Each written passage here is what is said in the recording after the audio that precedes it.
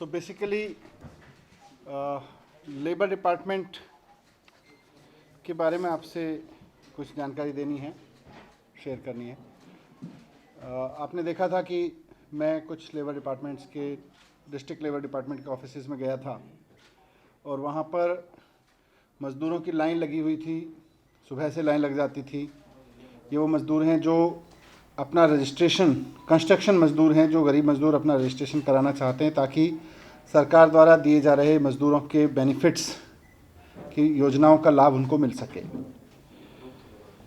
इसका पूरा डिटेल ये है कि कोई भी कंस्ट्रक्शन होता है तो कंस्ट्रक्शन कंपनी को लेबर वेलफेयर के लिए कंस्ट्रक्शन सेस देना होता है। वो सारा पैसा हमारे पास बोर्ड में आता है, कंस्ट्रक्शन वेलफेयर बोर्ड में। उसके सेक्रेटरी हैं एमटी कॉम साहब, वो भी मेरे साथ में प्रेस में कॉन्फ्रेंस में मौजूद हैं। और सरकार फिर उस पैसे को कंस्ट्रक्शन लेबर के वेलफेयर पे खर्च करती है। उसके लिए ज़रूरी है कि कंस्ट्रक्शन लेबर के पास में, उस कंस्ट्रक्शन बोर्ड के पास में उस लेबर का रजिस्टर्ड होना ज़रूरी है। ये बोर्ड किसी को तभी वेलफेयर स्कीम का फ़ायदा दे सकता है जब वो व्यक्ति हमारे पास में रजिस्टर्ड होगा। रजिस्टर्ड कंस्ट्रक्शन लेबर ही इन स्कीम्स का फ़ायदा ले सकता है। तो इसके रजिस्ट्रेशन प्रोसेस में काफ़ी कमियां थीं। मैं खुद भी डिपार्टमेंट के ऑफिसेज गया, जगह जगह से फीडबैक भी ली, तो ये समझ में आया कि रजिस्ट्रेशन प्रोसेस में थोड़ी पेचीदगी है और उसमें उसी की वजह से वहाँ टाउटिज़्म है, उसी की वजह से डिले है, उसी की वजह से लोगों को लंबी लंबी लाइनों में लगना पड़ रहा है। तो काफ़ी स्टडी करके अब हमने ये तय किया है कि कंस्ट्रक्शन वर्कर का रजिस्ट्रेशन अब डोर स्टेप डिलीवरी के ज़रिए हो जाएगा। कोई भी कंस्ट्रक्शन लेबर, उसको पहले अपने डॉक्यूमेंट लेके, अपना सर्टिफिकेट लेके, अपना फ़ोटोग्राफ लेके लेबर दफ्तर आना पड़ता था। वहाँ पे उसको लंबी लाइनों में लगना पड़ता था। फिर तो जिस दिन वो आता था उस दिन उसको अपनी नौकरी से छुट्टी लेनी पड़ती थी जहाँ भी उसका काम है। उसके बाद फिर वेरिफिकेशन के लिए आता था, या कहीं साइबर कैफ़े में जाके जमा किए तब भी वेरिफिकेशन के लिए आना पड़ता था। तो इस तरह से उसको 3-4 दिन के चक्कर लगाने पड़ते थे। अब आज से ये सर्विस शुरू हो जाएगी 1076 पे, और अब किसी भी लेबर को, कंस्ट्रक्शन लेबर को दिल्ली में सरकारी दफ्तरों के चक्कर लगाने की ज़रूरत नहीं है। वो केवल 1076 पे फ़ोन करेगा, वो बताएगा कि मैं दिल्ली में कंस्ट्रक्शन लेबर हूँ और मुझे सरकार की योजना में रजिस्टर कराना है।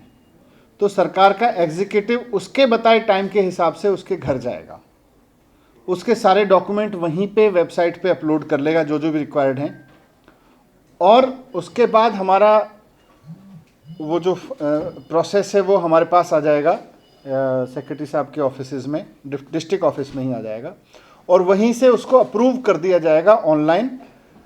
उसके बाद उसको तुरंत एक एसएमएस चला जाएगा कि आपका रजिस्ट्रेशन हो गया है, आपका रजिस्ट्रेशन नंबर ये है। आप चाहें, अभी आपको अर्जेंट ज़रूरत है, आप लेबर डिपार्टमेंट से आके अपना सर्टिफिकेट लेके जा सकते हैं, प्रिंट आउट। आप चाहें तो ये आपका लिंक है, यहाँ से आप प्रिंट आउट ले सकते हैं, या उसको 4 से 5 दिन के अंदर हम उसको होम डिलीवरी भी करा देंगे। उसके घर पे होम डिलीवर हो जाएगा वो सर्टिफिकेट।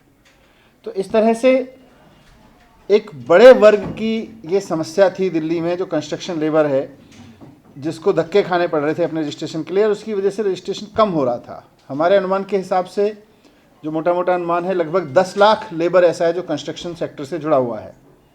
और अभी तमाम प्रयासों के बावजूद 1,11,000 रजिस्टर्ड हमारे पास में हैं, और पिछले 1 महीने से काफ़ी और प्रयास भी किए। इसमें इंटरेस्टिंग ये है कि कंस्ट्रक्शन लेबर जब हम कहते हैं, तो मैं चाहता हूँ आपके माध्यम से ये भी बात लोगों तक पहुँच जाए कि कंस्ट्रक्शन लेबर केवल वो नहीं है जो सर पे ईंटें उठा के चलता है।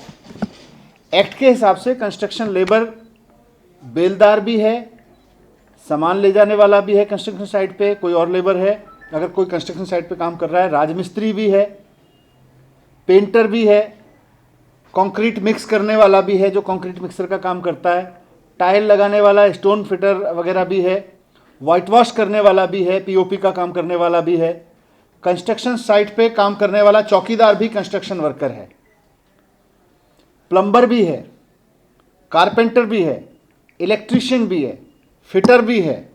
ये सब कंस्ट्रक्शन लेबर की श्रेणी में आते हैं।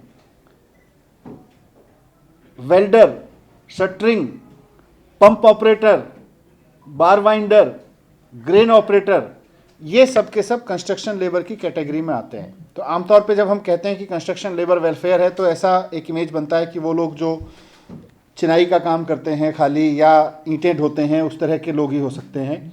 इसीलिए मैंने बहुत स्पेसिफिक बोला कि चौकीदार उस जगह काम करने वाला, वाइट वॉश करने वाला, plumber, carpenter, electrician, fitter, welder, shuttering करने वाला, पंप ऑपरेटर, बार वाइंडर, क्रेन ऑपरेटर भी है, अगर बड़ी साइट है वहाँ पे क्रेन्स वगैरह लगती हैं। ये सब के सब कंस्ट्रक्शन वर्कर की श्रेणी में आते हैं और इन सबको सरकार रजिस्टर करके सरकार चाहती है कि इनके वेलफेयर के लिए मिलने वाली स्कीम्स का इनको फ़ायदा मिले। इनके वेलफेयर के लिए स्कीम्स क्या चलती हैं मैं वो भी आपको बता देता हूँ।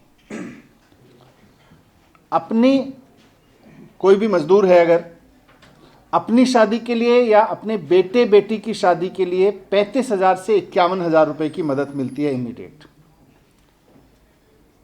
जो वर्कर 60 साल से ऊपर हो जाते हैं उनको फिर मंथली ओल्ड एज पेंशन मिलती है 3,000 रुपये की।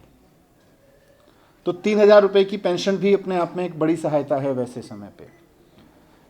हेल्थ एंड मैटरनिटी बेनिफिट 2,30,000 रुपये के मिलते हैं। बच्चे की एजुकेशन के लिए 500 से 10,000 रुपये महीने तक की स्कॉलरशिप है कंस्ट्रक्शन वर्कर के बच्चे के लिए।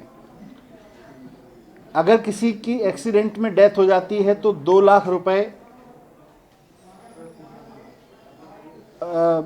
के लिए उसको मिलते हैं। नेचुरल डेथ के उस पर 21 लाख रुपए और फिनरल पे 10,000 रुपये। डिसेबिलिटी अगर किसी को हो जाती है तो डिसेबिलिटी कवर है 1 लाख रुपए तक की। तो ये उसको बहुत सारे बेनिफिट्स हैं। हम चाहते हैं कि आपके माध्यम से ये सारी जानकारी लोगों तक पहुँचे। प्लम्बर की क्या कंस्ट्रक्शन वर्कर की क्या क्या कैटेगरीज हो सकती हैं और क्या क्या उनको बेनिफिट मिलते हैं। और अब 1076 पर फ़ोन करके कोई भी कंस्ट्रक्शन वर्कर इस कैटेगरी में आने वाला अपने घर पर सरकार के एग्जीक्यूटिव को बुला सकता है और वहीं उसका रजिस्ट्रेशन हो जाएगा। 5-6 दिन के अंदर अंदर उसका रजिस्ट्रेशन सर्टिफिकेट भी उसके घर पहुंचा दिया जाएगा।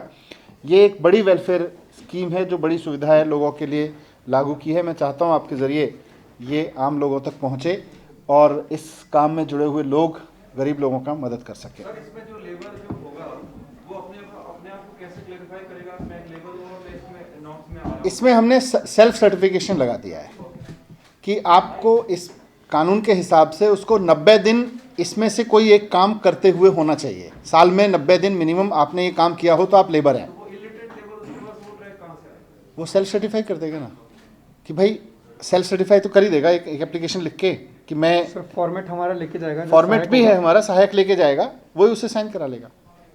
और एक सवाल है, एजुकेशन से जुड़ा हुआ है। कुछ लोगों की लॉकडाउन में नौकरियां आ गई, खासतौर पे मजदूर वर्ग की, तो उन्होंने अपने बच्चों की पढ़ाई छुड़वा दी जो आपके स्कूलों में पढ़ते थे ताकि घर को आर्थिक मदद कर सके। इसको देखने के लिए क्या कर रहे हैं कि जो बच्चों की पढ़ाई छूट गई उनको वापस स्कूल में लाए? या देखो कोई विशेष उस पर किसी ने छोड़ी हो ऐसा मेरे संज्ञान में नहीं है अभी, लेकिन सरकारी स्कूलों में ऑनलाइन क्लासेस चल रही हैं।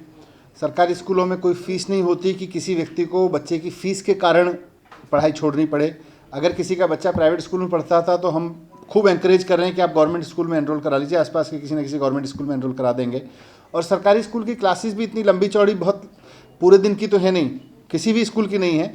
तो अगर कोई व्यक्ति अपने बच्चे को कहीं अपने साथ किसी काम में भी लगा रहा है तो उसके फ्यूचर के लिए थोड़ा ध्यान रखे और सरकार की ओर से भी 2-3 घंटे जब क्लास चल रही हैं उसमें उसको क्लास भी करे। आर्थिक मदद के लिए अगर उसको स्कूल से निकाल रहे हैं तो इसको किस तरह देखते हैं? नहीं, गवर्नमेंट के स्कूल से तो कोई मदद निकाल ही नहीं सकता, और मतलब गवर्नमेंट की तरफ से तो कोई निकाल नहीं रहा है। नहीं, गवर्नमेंट की तरफ से परिवार अगर अपने बच्चों को निकाल रहा है कि वो घर के लिए नहीं, मैं रिक्वेस्ट करूंगा उन पेरेंट्स से भी कि भाई अपने बच्चे के फ्यूचर की खातिर उसको पढ़ाई करने दें। सर मेरा एजुकेशन पे ही है ये जो सरकारी स्कूल में बच्चे पढ़ रहे हैं उनको सोशल मीडिया के बारे में अवेयर करने के लिए कुछ सरकार चला रही है, उसके बारे में बता दीजिए। वो मैं अलग से आप लोगों को डिटेल दे दूंगा आपको। Sir, those who have already registered, when will they start receiving the benefits? Is there a timeline for that? नहीं, उनको जो बेनिफिट चाहिए उसके लिए उनको अप्लाई करना पड़ेगा, अभी भी मिल रहे हैं। Okay, it's ongoing. तो जो लोग रजिस्टर्ड कर चुके हैं उनमें से किसी को भी, जैसा मैंने बोला, शादी के लिए या ओल्ड एज, अगर किसी की 60 साल से ऊपर उम्र हो गई है या उनके बच्चे पढ़ रहे हैं, तो उनको ऑन द स्पॉट हम और अभी मैंने कल रिव्यू किया था, मैंने परसों एक डिस्ट्रिक्ट में जाके, तो वहाँ भी मैंने कहा है कि हमारी कोशिश ये है कि जो व्यक्ति इस तरह के किसी भी बेनिफिट के लिए अप्लाई करता है, हमारी कोशिश ये रहेगी कि उसको पूरा डिसेंट्रलाइज कर दिया जाए, कोई फाइल हेडक्वार्टर में ना आए, और वो 72 घंटे के अंदर अंदर, मतलब 3-4 दिन के अंदर अंदर हम उसको उसका बेनिफिट दें। सर जो लेबर को सर्टिफिकेट दे रहे हैं सर, उसका कोई टाइमलाइन, ड्यूरेशन या कोई मयार जिसमें हम क्या 1 साल के लिए 2 साल के लिए validity? वो कानून के हिसाब से हर साल उसको रजिस्टर या रिन्यूअल कराना होता है इस वेलफेयर उसमें। उसको जिस साल वो लेबर का बेनिफिट लेना चाहता है उस साल में उसका 90 दिन एज ए लेबर काम करना ज़रूरी है। सर एक छठ पे सवाल करना था। सर छठ पूजा को लेकर के बीजेपी बार बार कह रही है कि केजरीवाल अपनी दीपावली में ऐसा कुछ नहीं किया, लेकिन छठ जो महापर्व है उस पर इस तरीके की रोक लगा रहे हैं, तो इस पे आप अभी मैंने आपके चैनल पे किसी पे सुना कि हरिद्वार में गंगा आरती तक बंद की जा रही है। कल माननीय कोर्ट ने भी कहा था कि जिंदा रहेंगे तो भगवान की पूजा कर पाएंगे, प्रकृति की पूजा। मुझे लगता है इन सब के बीच बैलेंस बनाना बहुत ज़रूरी है।